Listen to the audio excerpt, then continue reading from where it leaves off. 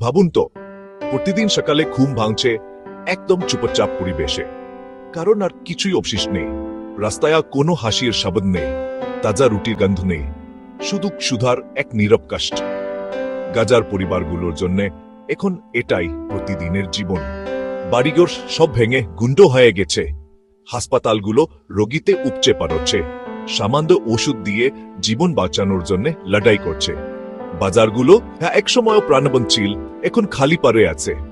খাবার দুষ্প্রাপ্য, জল পাওয়া এনেন একটা বিলাসিতা, আর আশা সেটা এন এক সুতোয় ঝুলছে। কিন্তু সমুদ্রের ওপারে অবিশ্বাস্য কিছু ঘটছে।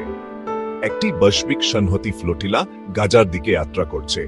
খাবার সহায়ক, সারা বিশ্বের মানুষ একসাথে হয়েছে, বাক্স পাক করছে, জাহাজে জিনিসপত্র তুলছে, সেখানে আশা নিয়ে এতে বদ্ধপরিকর।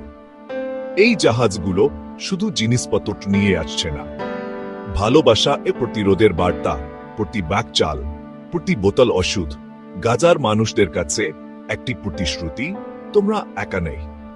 গাজার ভেতরে শিশুরা এখনো হাসার উপায় খুঁজে পায়, বাবা মায়েরা এখনো একটি ভালো আগামী দিনের স্বপ্ন দেখে।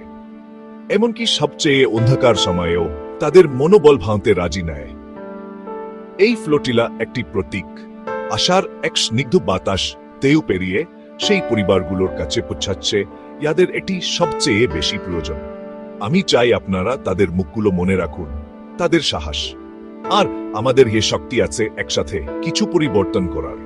কারণ যখন পৃথিবী একসাথে দাঁড়ায়, তখন ছোট একটি দাঁড় কাজও জীবন বাঁচানোর অবলম্বন হতে পারে। চলুন সেই আশা বাঁচিয়ে রাখি।